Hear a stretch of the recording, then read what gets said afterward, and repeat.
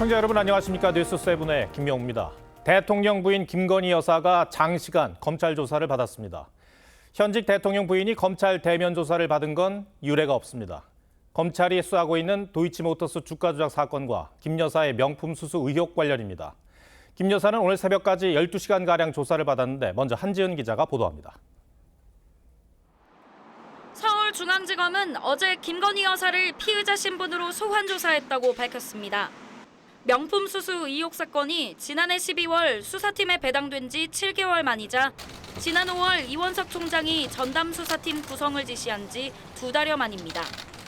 서울중앙지검의 일선 수사팀에서 오로지 증거와 법리에 따라서만 신속하고 엄정하게 수사하고 소환 장소는 검찰청사가 아닌 중앙지검 관할 지역 내 정부 보안청사였습니다. 조사는 어제 오후 1시 30분쯤 시작해 오늘 새벽 1시 20분까지 12시간 가까이 진행됐는데 검찰은 도이치모터스 주가 조작 사건을 먼저 조사한 뒤 김 여사 측의 심야조사 동의를 받아 저녁 8시 반부터 명품 수수 의혹에 대한 조사를 이어갔습니다. 도이치모터스 주가 조작 사건 담당인 중앙지검 반부패 2부 최재훈 부장검사와 명품 수수 의혹 전담 수사팀이 있는 형사 1부 김승호 부장검사가 직접 김 여사를 조사한 것으로 전해졌습니다. 김 여사 측도 각 사건 담당 변호인을 입회시켜 검찰 조사에 대응했습니다. 현직 대통령 부인이 검찰 대면 조사를 받은 건 김 여사가 처음입니다. TV조선 한지은입니다. 김건희 여사가 어떤 조사를 받았는지 구체적으로 전해드리겠습니다. 크게 두 가지입니다. 도이치모터스 주가 조작에 가담을 했는지 여부와 최재형 목사로부터 직무와 관련해 명품과 청탁을 받았는지입니다. 김 여사 측은 사실 그대로 진술했다고 밝혔습니다. 안혜리 기자가 정리했습니다. 도이치모터스 권오수 전 회장은 주가 조작 선수 등과 91명 명의의 계좌 157개를 동원해 주가를 끌어올렸다는 혐의로 구속 기소돼 1심에서 유죄를 선고받고 항소심이 진행 중입니다. 주가 조작 혐의 인정하십니까? 김건희 여사도 이에 가담한 혐의로 2020년 고발됐는데 검찰은 기소 여부를 결론 내지 못했습니다. 법원은 권 전 회장에게 1심 유죄를 선고하면서 주가 조작에 김 여사 계좌 3개가 사용된 건 맞지만 가담했는지 여부는 판단하지 않았습니다. 검찰은 김 여사를 상대로 자금이 동원된 경위와 주가 조작에 사용된 걸 알고 있었는지 집중 조사한 것으로 알려졌습니다. 검찰은 김 여사가 최재형 목사로부터 받은 명품 파우치의 직무 관련성을 확인하기 위해 김창준 전 미 연방하원의원 국립묘지 안장 등 부정한 청탁이 실제 있었는지도 확인했습니다. 변호인인 최지우 변호사는 김 여사가 성실히 조사에 임했고 사실 그대로 진술했다고 밝혔습니다. 검찰이 대통령실에 공문을 보내 제출을 요청한 명품 파우치는 아직 제출되지 않았습니다. TV조선 안혜리입니다. 현직 대통령 부인의 사상 첫 검찰 대면 조사인 만큼 김 여사가 어디서 조사를 받았는지에도 이목이 쏠렸습니다. 검찰은 경호 등의 이유로 제3의 장소를 택했다는 입장 외에 구체적인 언급은 하지 않았습니다. 퇴임 뒤 조사를 받았던 과거 대통령 부인들 조사는 어땠는지 박상현 기자가 비교해드리겠습니다. 서울중앙지검은 구체적인 김건희 여사 조사 장소를 함구한 채 관할 내 정부 보안청사라고만 밝혔습니다. 이 때문에 일각에선 대통령실이나 관저가 있는 용산구 일대에서 조사한 것 아니냐는 관측도 나왔습니다. 하지만 중앙지검 관할은 서초구와 강남구, 종로구와 중구 등 6개 구를 관할로 두고 있어 서부지검 관할인 용산은 해당되지 않습니다. 실제 김 여사는 정부기관이 몰려있는 종로구의 한 보안청사에서 조사를 받은 것으로 확인됐습니다. 검찰은 검찰청이 아닌 제3의 장소를 택한 건 경호와 안전상의 이유라고 했는데 과거 전 대통령 부인 조사 장소로 수사를 담당하는 검찰청 대신 제3의 장소를 택하기도 했습니다. 노무현 전 대통령 부인 권양숙 여사는 퇴임 후인 2009년 박연차 게이트 수사 때 대검 중수보 조사를 받았지만 경호와 예우 등을 고려해 수사와 무관한 부산지검에 소환됐습니다. 부산지검은 당시 대검 관할이자 봉하마을 사저와 가까운 제3의 장소였습니다. 다만 전두환 전 대통령 부인 이순자 여사는 2004년 비자금 수사 당시 대검 중수부에서 참고인 자격으로 소환됐습니다. 두 조사 모두 비공개였고 소환 사실도 조사가 끝난 뒤 알려졌습니다. TV조선 박상현입니다. 초유의 상황 속에 검찰총장 패싱 논란까지 불거졌습니다. 검찰 전체를 지휘하는 이원석 검찰총장이 소환 사실을 사전에 보고받지 못했다는 겁니다. 중앙지검은 합당한 이유가 있었다고 설명하고 있지만 검찰 조직의 성격을 봤을 때 통상적이진 않아 보입니다. 대검은 이원석 총장이 상황을 무겁게 받아들이고 있다고 했습니다. 이 논란의 원인은 정은하 기자가 자세히 설명하겠습니다. 대검은 이원석 검찰총장과 대검 간부들이 김건희 여사 대면 조사에 대한 사전 보고를 받지 못했다고 했습니다. 대검 관계자는 조사가 끝나가는 시점에서야 중앙지검에서 대검에 통보했다고 밝혔습니다. 실제로 중앙지검은 대검에 어젯밤 11시 10분쯤 보고했습니다. 이 총장은 사전 보고가 없었던 사실을 심각히 받아들이고 입장 표명을 고심 중인 것으로 전해졌습니다. 하지만 중앙지검 수사팀은 패싱이 아니라는 입장입니다. 수사팀이 지난 19일 김 여사 측에 대면 조사를 제안했는데 김 여사 측이 즉시 도이치모터스 사건 조사에 응하겠다고 했지만 명품 수수 의혹은 서면 답변 의사를 밝히면서 조사가 확정되지 않은 상태였다는 겁니다. 도이치모터스 사건은 검찰총장의 수사 지휘권이 배제돼 있어 조사 일정을 이 총장에게 즉시 보고할 수 없었다는 겁니다. 지난 정부 법무부에서 법무부 장관이 검찰총장의 해당 사건에 대한 수사지휘권을 박탈시켜 놓은 상황입니다. 수사팀은 김 여사 측을 설득해 명품 수수 의혹 조사가 시작된 뒤 보고했다는 입장입니다. 하지만 앞서 이 총장과 수사팀은 김 여사 검찰청 소환과 제3의 장소 조사 가능성을 놓고 평행선을 달려온 것으로 전해졌습니다. TV조선 정은하입니다. 김건희 여사가 검찰 조사에 전격적으로 응한 배경에도 관심이 쏠립니다. 국민의힘 당권주자들의 발언이 압박으로 작용했을 수도 있고 더 이상 수세적 대응은 안 된다는 판단이 선 것으로 보입니다. 김 여사 측은 문제가 된 가방을 검찰에 제출하겠다는 입장인 것으로 알려졌습니다. 조성호 기자가 보도합니다. 김건희 여사가 검찰 대면 조사 요구에 응한 건 어떻게든 의혹을 풀고 가야 한다는 판단이 작용한 것으로 보입니다. 야당의 공세가 계속되는 상황에서 더 이상 국정에 부담을 줄 수 없다는 겁니다. 검찰 조사는 어떤 식으로든 필요하다고 본다, 아니다 들어주십시오. 모두 다 오.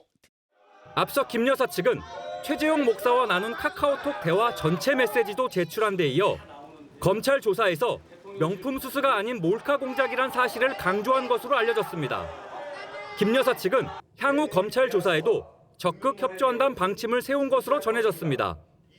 김 여사 측은 가방이 대통령 기록물인지 최종 판단이 이루어지지 않아 반환이 어려웠다며 조만간 가방 실물도 검찰에 제출하겠다는 입장을 밝혔습니다.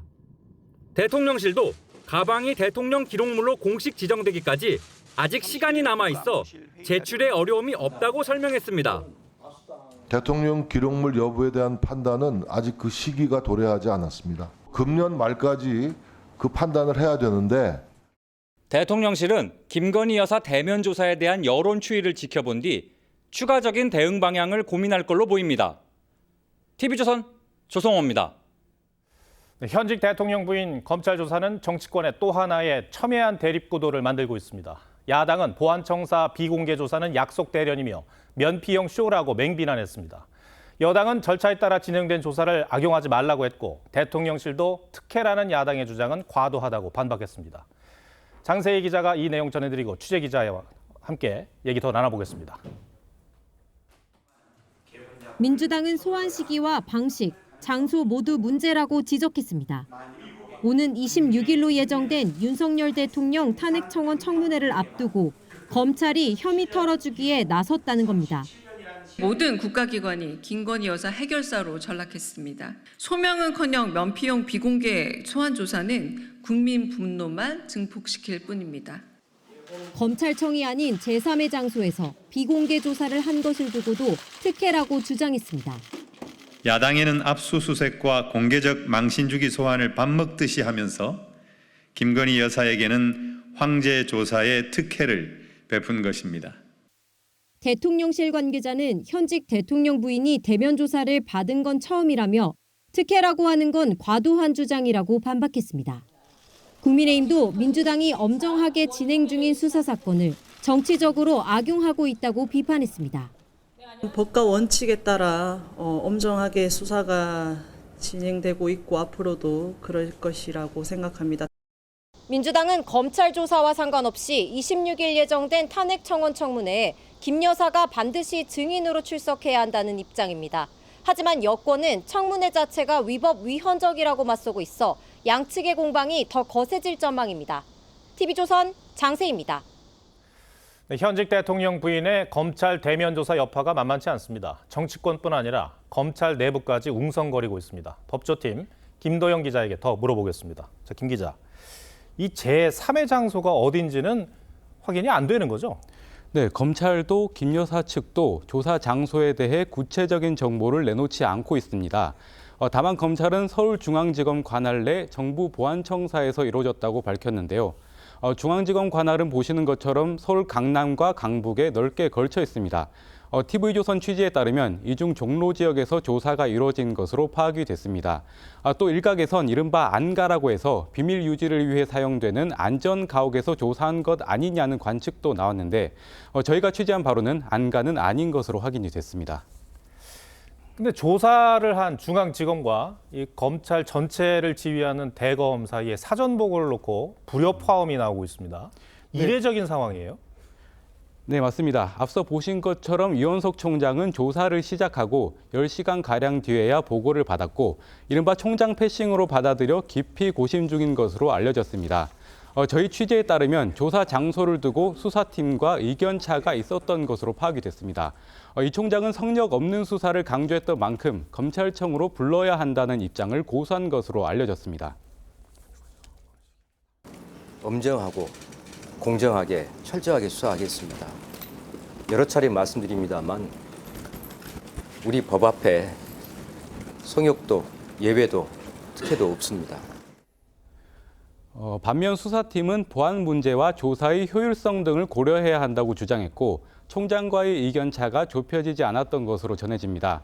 수사팀은 또 도이치모터스 사건은 검찰총장 지휘권이 배제되어 있어 사전 보고를 할 수 없는 사건이었고 명품 수수 의혹 대면 조사는 현장에서 김 여사 측을 설득해 결정이 된 것이어서 그 시점에서야 총장에게 보고할 수밖에 없었다며 사후 보고가 아니라는 입장입니다.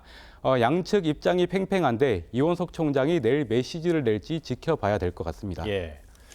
이번 중앙지검의 조사 방식이 앞으로 수사하는 때 전례가 될 수도 있겠다는 생각이 들어요. 네, 맞습니다. 중앙지검은 현재 형사 2부에서 김정숙 여사의 샤넬 재킷 의혹과 인도 방문 의혹도 수사하고 있습니다. 재킷을 기증받은 한국박물관의 관장을 부른 데 이어 지난주엔 인도 방문 의혹과 관련해 문체부 과장을 조사하며 속도를 내고 있습니다. 아직 이른 시점이긴 합니다만 김정숙 여사에 대한 조사를 검토하게 된다면 이번과 마찬가지로 경호와 보안이 주요 고려사항이 될 가능성이 있습니다. 예, 야권에서는 지금 또 김 여사 이 소환 조사를 놓고 청문회를 앞둔 약속 대련 아니냐 이런 식으로 맹비난을 하고 있더라고요. 네, 맞습니다. 야당은 26일 윤 대통령 탄핵 청원 청문회에 김 여사를 증인으로 부른다는 계획이었는데 공교롭게도 검찰이 이번 주말에 김 여사를 소환하며 불출석의 명분을 준 게 아닌지 의심하고 있습니다. 하지만 대통령실 관계자는 청문회 자체가 위법해 출석할 수 없다고 강조했습니다. 결국 이번 검찰 조사가 청문회와 관련한 야당의 출석 요구나 대통령실의 입장 변화에 별다른 변수가 되지는 않을 것으로 보입니다. 네, 알겠습니다. 김도영 기자, 잘 들었습니다.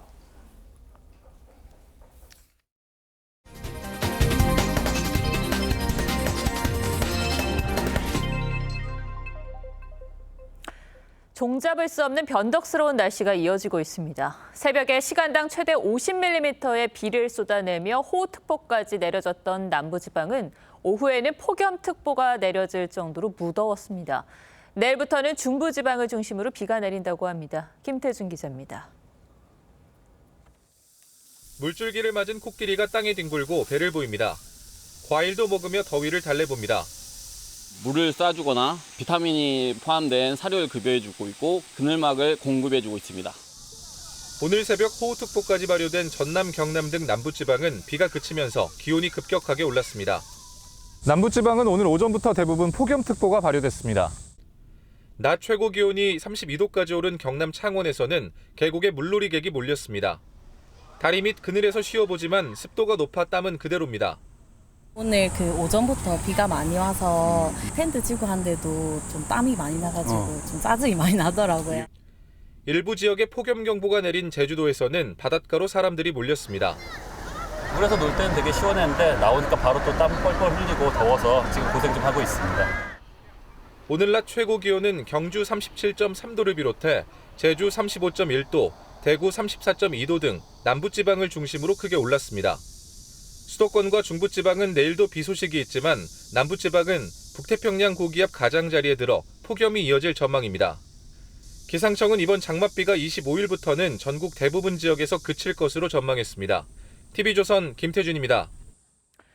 어젯밤 수도권에는 거센 비바람이 몰아쳤습니다. 강풍 때문에 유명 가수 콘서트에서는 조명이 떨어져 시작 1시간 만에 중단됐고 건물 외장재가 뜯겨나가기도 했습니다. 변정현 기자입니다.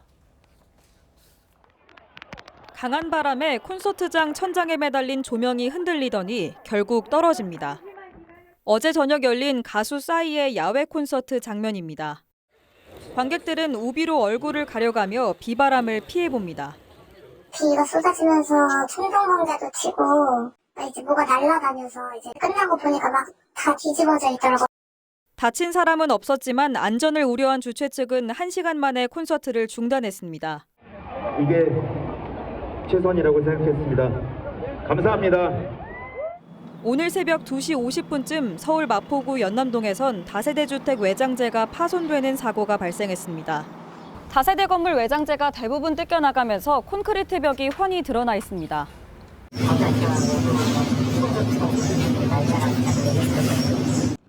어제부터 오늘 오전 10시까지 서울과 경기도에는 20에서 50mm의 비가 쏟아지고 초속 15m가 넘는 강한 바람이 불었습니다. 또 오늘 새벽 1시 17분쯤 영등포구 물레동에서는 비바람에 나무가 뽑히고 쓰러지는 사고가 발생했습니다. 이에 앞서 어제 오후 5시쯤에는 경복궁 인근 도로 중간에 깊이 70cm의 포트홀이 생겨 2개 차로가 4시간가량 통제됐습니다. 복구는 어제 9시 55분에 이루어졌거든요. 복구를 다 마무리해가지고 지금도 차량 다니는 데는 이상은 없습니다. 기상청은 내일까지 수도권에 20에서 60mm가량 비가 더 내릴 것으로 전망했습니다. TV조선 변정현입니다. 차를 몰고 카페 건물로 돌진한 뒤 카페 주인을 흉기로 살해하는 사건이 벌어졌습니다. 그 자리에서 체포된 남성은 술에 취한 상태였습니다. 구자형 기자가 보도합니다. 도로에 검은색 SUV를 세워둔 남성이 건너편 건물로 걸어갑니다. 건물 1층 카페 출입문까지 다가온 남성은 다시 되돌아가 차를 몰고 그대로 건물로 돌진합니다. 어제 오후 6시 20분쯤 50대 남성 운전자가 충북 충주의 한 카페를 차로 들이받았습니다. 차에서 내린 남성은 흉기를 휘둘러 카페 주인인 50대 여성을 살해했습니다. 경찰은 이 남성을 현장에서 체포했는데 당시 만취 상태였습니다. 어제는 이제 술이 좀 취해가지고 조사를 안 하고 오늘 이제 지금 조사 중인 걸로 사귀는 사이라고. 사흘 전 폭우 속에 낚시터를 빠져나오다 보트가 뒤집혀 실종된 낚시객 등 2명의 시신이 모두 수습됐습니다. 어제 오후 4시쯤 낚시터 관계자인 60대 남성이 서울 세종 고속도로 교각 인근에서 숨진 채 발견됐고 오늘 아침 7시 20분쯤 40대 낚시객 실종자가 인근에서 추가로 발견됐습니다. 교각 쪽 약 100m 정도 떨어진 곳에서 여러 가지 이렇게 떠 있는 곳에서 같이 그 시신이 발견된 것 같아요. 오늘 오후 3시쯤엔 경기 김포의 7층짜리 물류창고에서 큰 불이 났습니다. 안에 있던 근로자 6명이 긴급 대피해 인명피해는 없었습니다. TV조선 구자영입니다. 이번 뉴스는 잘 보셔야겠습니다. 우체국 집배원을 사칭한 신종 보이스피싱이 기승입니다. 신용카드나 택배 배달을 미끼로 전화를 건 뒤 가짜 수사기관에 연결시켜서 돈을 뜯어내는 수법입니다. 친절함에 깜빡 속을 수 있으니 확인하고 또 확인하시길 바랍니다. 윤재민 기자가 보도합니다. 피해자 A씨는 우체국 집배원으로부터 전화를 한 통 받았습니다. 집배원은 카드 배송지 주소를 물었고 A씨는 신청한 적이 없다고 답했습니다. 그러자 집배원은 명의가 도용된 것 같다며 고객센터 전화번호를 알려주고 전화해보라고 했습니다. 보이스피싱 사기의 시작이었습니다.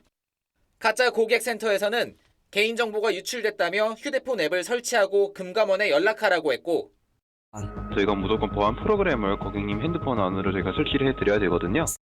가짜 금감원 직원은 다시 검찰청 번호를 알려줬습니다. 가짜 검사는 A씨가 고소된 사건이 있다며 자산이 불법에 연루됐는지 확인하기 위해 돈을 이체해야 한다고 요구했습니다. 본인 명의로 개설된 통장이 범죄에 사용되어서 명의도용에 의한 피해자 입증조사차 연락드렸습니다. A씨는 모두 7억 원을 날렸습니다.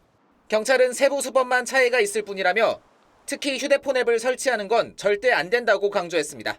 전화 송수신이나 문자 수발신이 다 탈취가 되거든요. 피해자가 112로 전화를 걸어도 범죄 조직이 전화를 받고요. 또 본인이 신청한 적 없는 카드나 상품의 전화, 문자를 받으면 해당 기관의 대표번호나 112로 전화해 확인해달라고 당부했습니다. TV조선 윤재민입니다. 갑자기 나타나는 전동 킥보드 때문에 발생하는 교통사고가 급증하고 있습니다. 5년 사이 5배 늘었는데 주목할 점은 사고자 절반이 10대였습니다.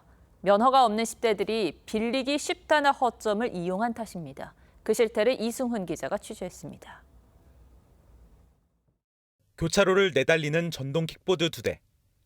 경찰이 따라붙자 중앙선을 넘어 불법 유턴을 하고 고개 질주도 벌입니다. 무법 질주 끝에 붙잡힌 이들. 면허조차 없는 고등학생이었습니다. 2시간 동안을 돌아다니면서 빙빙빙빙 도는 거예요. 도망가다가 결국은 이제 잡혔죠. 지난달 고양시에서도 면허가 없는 여고생 2명이 탑승한 전동 킥보드가 공원을 산책하던 60대 여성을 덮쳐 숨지게 하는 사고도 발생했습니다. 고등학생들이 둘이서 같이 타고 갈 때 그냥 쌩쌩 달리는데 위험한 장면 많거든요. 도로교통법상 킥보드도 2종 원동기 이상의 면허가 있어야 하지만 10대 무면허 킥보드 적발은 최근 2년 사이 6배나 증가했습니다.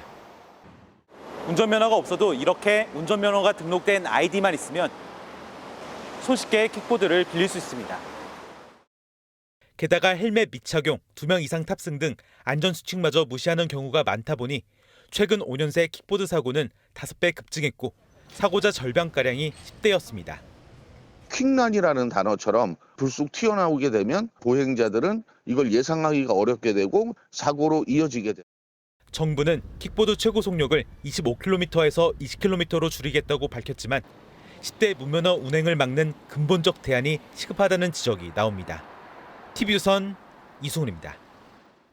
이제는 잡히는가 했던 물가가 다시 불안합니다. 상추와 깻잎 가격이 일주일 사이에 급등했고 수박과 참외 같은 여름 제철 과일도 가격이 들썩이고 있습니다.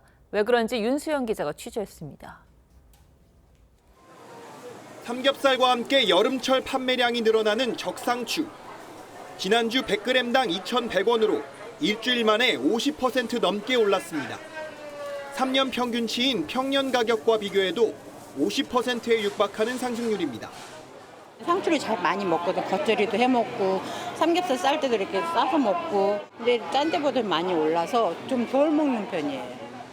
깻잎도 100g에 2,500원 선으로 일주일 전보다 20% 가까이, 평년보다는 30% 넘게 올랐습니다.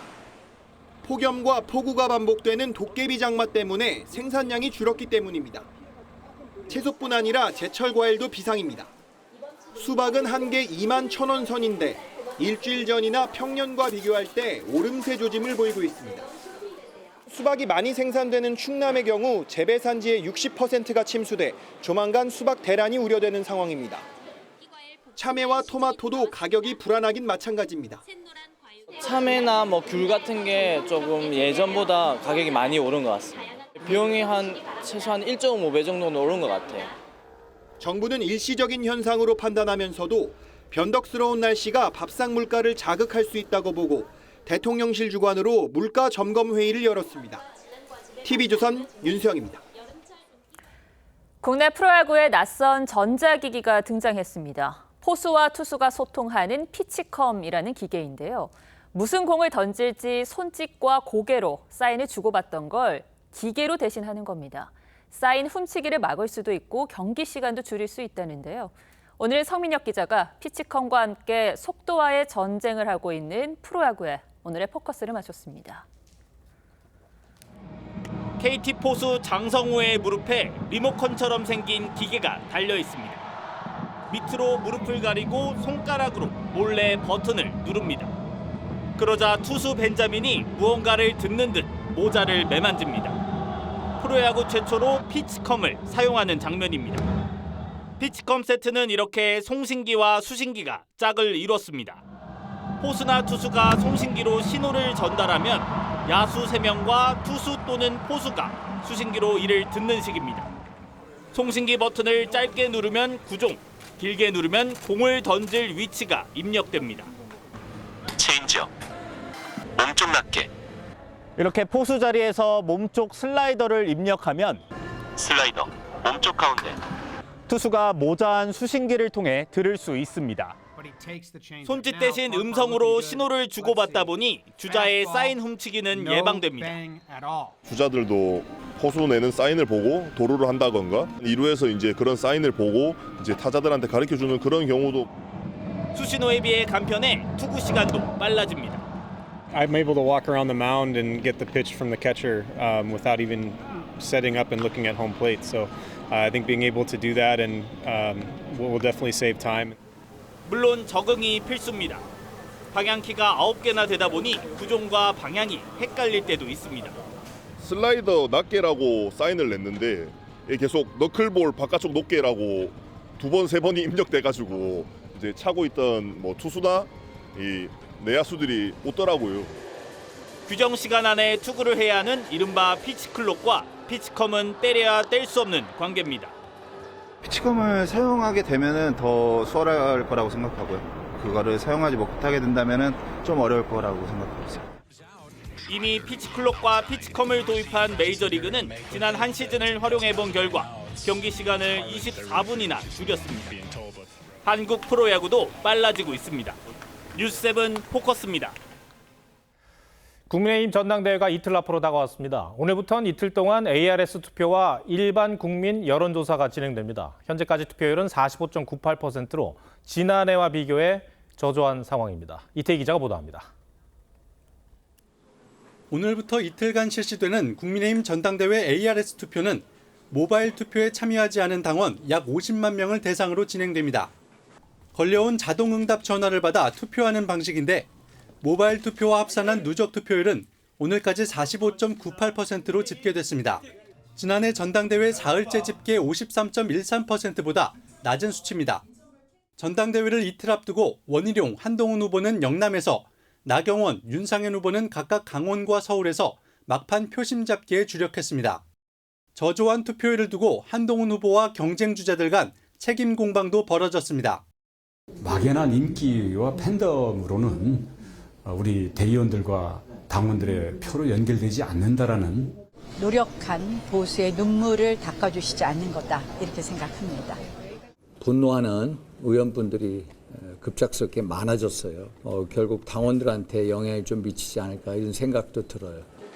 한 후보는 공세에 대응하지 않겠다며 투표 참여를 독려했습니다. 끝까지 네거티브와 인신공격을 하더라도 저는 국민 여러분, 당원 여러분들과 함께 미래로 가겠습니다. 차기 당대표 리더십과 맞닿아 있는 최고위원 선거전도 치열합니다. 당원 당규상 선출직 최고위원 5명 가운데 4명이 사퇴하면 비대위로 전환됩니다. 최소 2명 이상의 최고위원을 우군으로 확보해야 하는 만큼 당권 주자들은 최고위원 후보 지원에도 공을 들이고 있습니다. TV조선 이태희입니다. 민주당 전당대회는 어차피 당대표는 이재명, 이른바 어대명이 굳어지는 모양새입니다. 오늘 강원과 대구 경북 경선도 이재명 후보가 90%대 득표율로 압승을 거뒀습니다. 최고위원 후보들의 찐명 경쟁은 더 노골적입니다. 최원국 기자입니다. 이재명 후보는 강원 합동연설회에서 먹고 사는 문제를 해결하겠다며 지역 현안 해결을 강조했습니다. 당내 문제는 물론 대여 공세에 대한 언급도 거의 없었습니다. 재생에너지를 팔 수 있는 지능형 전력망을 전국에 강원도부터 깔아야 합니다. 반면 김두관 후보는 이 후보가 연임하면 오히려 민생을 챙길 수 없다며 연일 이재명 1급 체제 비판에 주력했습니다. 이재명 당대표가 연임을 하면 강대치는 끝없이 진행이 될 겁니다. 하지만 이 후보는 강원 지역에서 90.02%를 득표해 기세를 이어갔습니다. 김두관, 김지수 후보는 각각 8.9%, 1.08%에 그쳤습니다. 이어 진행된 대구 경북 경선에서도 이 후보가 90%가 넘는 표를 얻었습니다. 이재명 대세론이 굳어지면서 최고위원 후보들의 친명 표심 경쟁도 치열해지고 있습니다. 군 장성 출신인 김병주 후보는 연설 후 이재명 후보에게 거수 경례를 했고, 강선우, 민영배, 한준호 후보는 이 후보와 함께 차로 이동하며 유튜브 방송을 했습니다. 한 표는 저 주신 걸로 알아도 되죠? 김동연 경기지사가 어제 조국혁신당 전당대회에 참석한 걸 두고는 출당시켜야 한다는 강성 지지자들의 비난이 이어졌습니다. 김 지사 측은 정치적 의도 없이 축하해주러 간 것이라고 해명했습니다. TV조선 최원국입니다. 우리 군이 대북 확성기 방송을 지속적으로 틀기로 한 지 이틀 만에 북한이 또다시 오물풍선을 날려보냈습니다. 올 들어 벌써 9번째입니다. 우리 군은 모든 전선에서 대북 확성기를 한꺼번에 틀며 대응 수위를 높이고 있습니다. 차정승 기자가 취재했습니다. 서울 강북구 주택가에 종이 조각이 널브러져 있습니다. 경기도 파주에선 손바닥 크기의 종이가 뭉텅이로 발견됐습니다. 북한이 오늘 오전 9시 15분쯤 서풍을 따라 오물풍선을 다시 날려보냈는데 오후 5시 기준으로 서울과 경기 북부 등에 110여 개가 떨어졌습니다. 잘려진 종이가 대부분으로 5차 살포 이후 비슷한 내용물이 담긴 걸로 군은 파악했습니다. 북한의 추가 살포에 합동참모본부는 오후 1시부터 대북 확성기 방송 구역을 모든 전선으로 확대했습니다. 사흘 전인 지난 18일 밤 북한의 8차 살포 이후 군은 오전 6시부터 밤 10시까지 매일 확성기 방송을 틀기로 했는데 이틀 만에 서부와 중부, 동부 등 최전방에 배치된 고정식 확성기 24대를 한꺼번에 가동하는 걸로 대응을 강화한 겁니다. 오물풍선 살포는 열악한 북한의 보건 의식과 수준을 그대로 드러냈는데요. 지뢰밭에서 전혀 가치 없는 노역에 얼마나 고생이 많으십니까? 합참 관계자는 이동식 확성기도 언제든 투입 가능하다며 오물풍선 도발이 북한군에게 치명적인 대가로 돌아갈 수 있다고 경고했습니다. 군이 모든 접경 지역에서의 대북 확성기 방송에 들어가면서 비무장지대 DMZ 일대에서 지뢰 매설과 방벽 건설에 동원된 북한군 수천 명이 매일 방송을 듣게 될 전망입니다. TV조선 차정승입니다. 네, 전체 전공의 절반 이상이 사직 처리된 가운데 내일부터 하반기 전공의 모집과 의사 국가시험 접수가 시작됩니다. 지원자는 많지 않을 전망인데 전공의들은 범의료계 특위마저 해체를 요구하고 나섰습니다. 임서인 기자가 보도합니다. 전공의들은 어제 열린 범의료계 협의체, 올바른 의료를 위한 특별위원회 4차 회의에도 불참했습니다. 전공의 의대생들이 이 자리에 와주기를 바라는 마음은 여전하고 또 계속 그런 메시지를 낼 겁니다. 박단 전공의 비대위원장은 올특위 대신 의사협회 운영위원회에 참석해 올특위가 제 기능을 하지 못하고 있다며 해체를 요구했습니다. 전체 전공의 13,531명 중 사직 처리된 건 56.5%인 7,648명. 수련병원들은 내일부터 하반기 모집을 통해 전공의 7,707명을 채용할 계획이지만 지원자는 많지 않을 전망입니다. 이번에 응시하지 않으면 내년 3월 복귀도 현재로서는 불가능합니다. 하지만 전공의 대다수는 동네 병원 등의 일반의로 취업하거나 입대, 미국 진출 등을 준비하는 것으로 알려졌습니다. 일부 의대 교수들도 하반기 모집 전공의들의 교육을 하지 않겠다고 선언했습니다. 가톨릭 의대 영상의학교실 교수들은 동료이자 제자들인 사직 전공의들을 또 다른 전공의들로 대체하지 않겠다고 반발했습니다. 다른 교실에서도 비슷한 분위기가 지금 감지가 되고 있고 확인된 걸로는 9개 과에서 이미 그렇게 선언을 했습니다.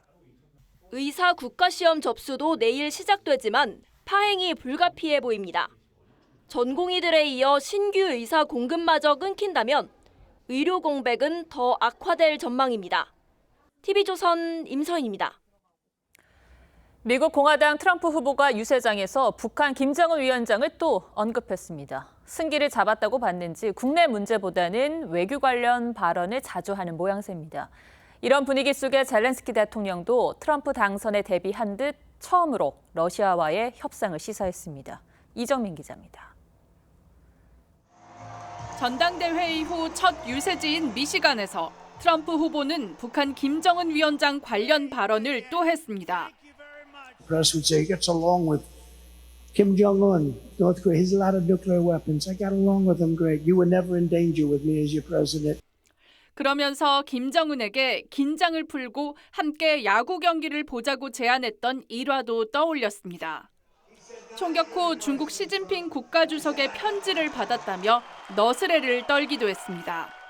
And I got along very well with President Xi. He's a great guy. He wrote me a beautiful note the other day when he heard about what happened. 국제사회도 트럼프의 재집권을 대비하는 분위기입니다. 젤렌스키 우크라이나 대통령은 오는 11월 평화회의에 러시아 초청 의사를 밝혔습니다. І вважаю, що представники Росії повинні бути на другому саміті. CNN 방송은 전쟁 지원에 부정적인 트럼프 재임에 대비해 처음 러시아와의 협상 의향을 시사했다고 분석했습니다. 백악관 앞에선 바이든 대통령 사퇴 촉구 시위가 열렸는데 민주당 내 출마 반대 의원도 36명으로 늘었습니다. TV조선 이정민입니다. 트럼프 후보 대세론이 힘을 얻으면서 세계 금융시장도 출렁이고 있습니다. 트럼프 말 한마디에 주가가 급등락하는 롤러코스터 장세인데요. 트럼프가 내놓은 정책들은 우리 금융시장에 악재로 작용할 가능성이 높다는 진단이 나옵니다. 윤태용 기자입니다. 트럼프 미 공화당 대선 후보는 쇠락한 제조업 지역, 일명 러스트벨트를 정치적 기반으로 하고 있습니다. 부통령 후보로 선택한 벤스도 이 지역 출신입니다. 그런 만큼 전통적 제조업, 즉 자동차와 철강, 에너지의 부활을 강조하고 있습니다. Republicans have a plan to bring down prices and bring them down very, very rapidly by slashing energy costs. 반면에 바이든 정부가 적극 육성 중인 전기차에 대해선 보조금만 퍼주는 IRA법은 신종사기라며 맹비난하고 있습니다. 이를 반영하듯 2차 전지 관련주들은 내리막길을 걷고 있습니다. 트럼프 지지 선언과 막대한 후원금을 약속한 일론 머스크의 테슬라만 예외입니다. 대만 TSMC와 엔비디아 등 증시 주도주들도 대만이 미국 반도체 사업의 100%를 가져갔다는 트럼프의 발언이 나오자마자 크게 떨어졌습니다. 이와 반대로 가상화폐 대통령이 되겠다는 호언장담에 비트코인은 급반등 중이고 동맹과 우방국에 과도한 방위비를 요구할 거란 관측에 방산 기업들의 주가는 연일 상승세입니다. 트럼프의 당선 가능성이 높아지면서 금융시장에 상당히 많이 불확실성이 반영이 됐습니다. 트럼프발 불확실성이 커지면서 안전자산인 금과 달러에는 돈이 몰리고 있습니다. TV조선 윤태윤입니다. 이스라엘이 친이란계 후티 반군이 장악한 예멘 항구를 공습했습니다. 가자 전쟁 이후 예멘 본토에 대한 직접 공격은 처음입니다. 이스라엘과 친이란 무장 세력의 충돌이 잦아지고 있는데 중동 지역은 또다시 확전 불안에 휩싸였습니다. 류주현 기자입니다. 거대한 화염이 뿜은 검은 연기가 하늘을 뒤덮습니다. 현지 시간 20일 이스라엘군이 예멘 북부 항구 도시 호데이다의 기름 탱크와 정유 시설을 공격했습니다. 전날 후티 반군이 이스라엘 텔아비브를 드론으로 공격해 10여 명의 사상자가 나왔는데 이에 대한 보복입니다. את זה יודעים היום, גם בלבנון, גם בעזה, גם בתימן וגם במקומות אחרים. אם יעיזו לתקוף אותנו, התוצאה תהיה זהה. 이스라엘은 호데이다 항이 이란 무기의 반입로였다며 합법적 공격이라고 주장했습니다. 가자 전쟁 발발 이후 이스라엘이 예멘 본토를 직접 공격한 건 처음입니다. 후티 반군 측은 민간 시설 공격으로 최소 3명이 숨지고 87명이 다쳤다며 재보복을 시사했습니다. أنها سترد على هذا العدوان السافر لن تتردد في ضرب الأهداف الحيوية للعدو الإسرائيلي. 이스라엘은 같은 날 레바논 남부의 헤즈볼라 탄약 창고를 공격하며 헤즈볼라와도 공습을 주고받았습니다. 이스라엘의 전선이 하마스뿐 아니라 친이란 세력 전반으로 넓어지며 확전 가능성이 커지고 있습니다. TV조선 류주현입니다.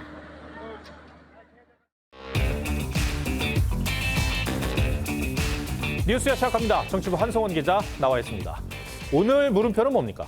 예, 오늘 물음표는 국민의힘 원내대표 중심으로입니다. 네. 네, 당대표가 누가 돼도 원내사안은 원내대표 중심이다. 이렇게 이틀 전 국민의힘 비공개 의원총회에서 추경호 원내대표가 한 말입니다. 네. 또 어떻게 보면은 당연한 얘기 같기도 한데 이 말에 담긴 다른 함의가 있을까요? 시기적으로 신임 당대표 결정을 앞둔 상황이라는 점, 특히 해당 발언이 한동훈 후보의 이른바 패스트트랙 공소 취소 부탁 공개로 이 상당수 현역 의원들이 반발하고 나선 뒤에 나왔다는 점에서 이 여권에서는 추 원내대표의 이 발언을 심상치 않게 받아들이는 분위기입니다. 이 추 원내대표는요, 의총에서 국회에서 일어나는 일은 우리가 결정할 것이라며 이 분열되지 말고 똘똘 뭉쳐서 단일 대우로 가자 이렇게 강조한 걸로 알려졌습니다. 의총 전날에 의원 단톡방에서 한 후보의 폭로를 비판하는 의원들의 발언과 이에 이 친한계 의원들이 반박하는 글이 오가고 또 의총에서도 직접 반발 목소리를 내는 상황을 염두에 둔 걸로 보이는데요.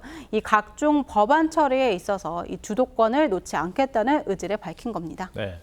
아직 국민의힘 전당대회가 진행 중이긴 합니다만 한동훈 후보와 또 원내 지도부 사이에 그 해병대원 특검법 관련해서 결이 다른 목소리를 내고 있죠.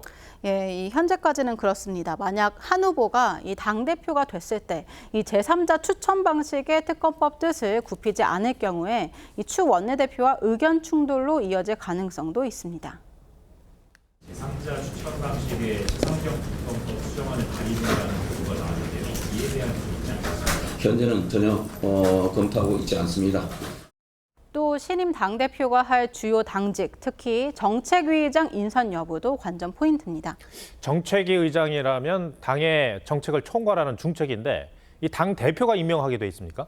예, 이 국민의힘 당원에 따르면 당대표가 임명권자입니다. 현재 나경원, 윤상현 후보는 현역, 그리고 원희룡, 한동훈 후보는 원외 인사죠. 만약 원외 후보가 당대표가 된다면 이 원내 장악력을 높이기 위해서 자신과 뜻이 맞는 정책위의장을 앉히려 할 가능성도 있습니다. 다만 이 당대표가 원내대표와 협의하도록 돼 있고 의원총회 추인도 받아야 합니다. 현역 의원들이 반발할 경우에는 무리하게 밀어붙이기 쉽지 않은 구조인 겁니다. 현재 이 정점식 정책위의장이 임명 2달밖에 안 됐던 점, 이 점도 변수입니다. 그 얘기를 듣고 보니까 원외 대표가 나올 경우에 원내 의원들과의 관계 설정도 중요한 어떤 관전 포인트가 될 것 같네요. 알겠습니다. 자, 물음표 정리해 주시죠. 예, 물음표 국민의힘 원내대표 중심으로의 느낌표는 전선 하나도 벅차다 이렇게 뽑아봤습니다. 네. 현재 국민의힘은 집권 여당임에도 불구하고 거대 야당의 의석수에서 밀려서 사실상의 야당 신세입니다. 이 대통령의 거부권 말고는 야당이 밀어붙이는 각종 특검과 쟁점 법안을 저지할 방법도 마땅치 않은 거죠. 이런 상황에서 내부 분열로 당내에서까지 새로운 전선을 형성할 경우 그 끝을 예상하긴 그리 어렵지 않아 보입니다. 네, 알겠습니다. 한성원 기자, 잘 들었습니다.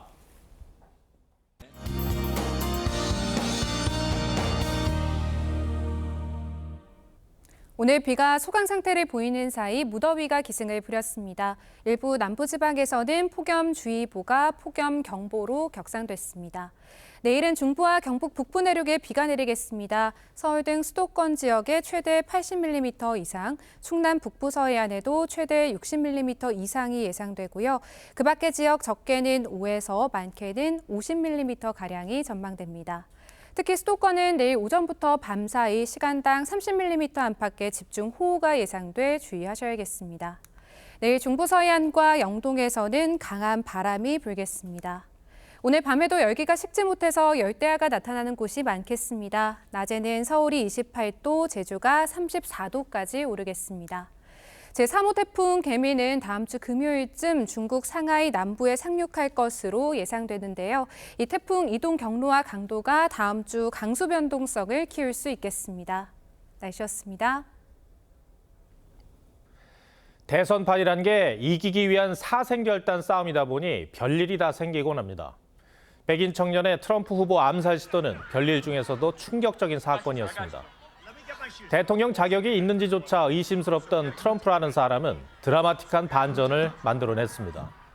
절체절명의 순간에 주먹을 불끈 쥐어 보일 생각을 했을까요? 유권자에겐 트럼프의 온갖 허물은 잊혀지고 강인함, 침착함, 불사조 이미지가 각인됐습니다. 정치란 게 어떻게 보여지는가도 중요하다는 걸 새삼 느꼈습니다. 사면 초과인 바이든 대통령과 비교해 상대적으로 더 부각되는데 트럼프는 운도 따르는 것 같습니다. 그래도 많은 전문가들은 미국 대선 끝까지 봐야 한다고 말을 합니다. 그 사이 또 어떤 변수에 미 대선판이 요동칠지 모를 일입니다. 미국 대선 결과가 가져올 후폭풍은 우리에겐 치명타가 될 수도 있습니다. 이런 상황인데도 우리 정부나 정치권의 행태를 보면 도대체 생각이 있는 건지 알 길이 없습니다. 시청해주셔서 고맙습니다.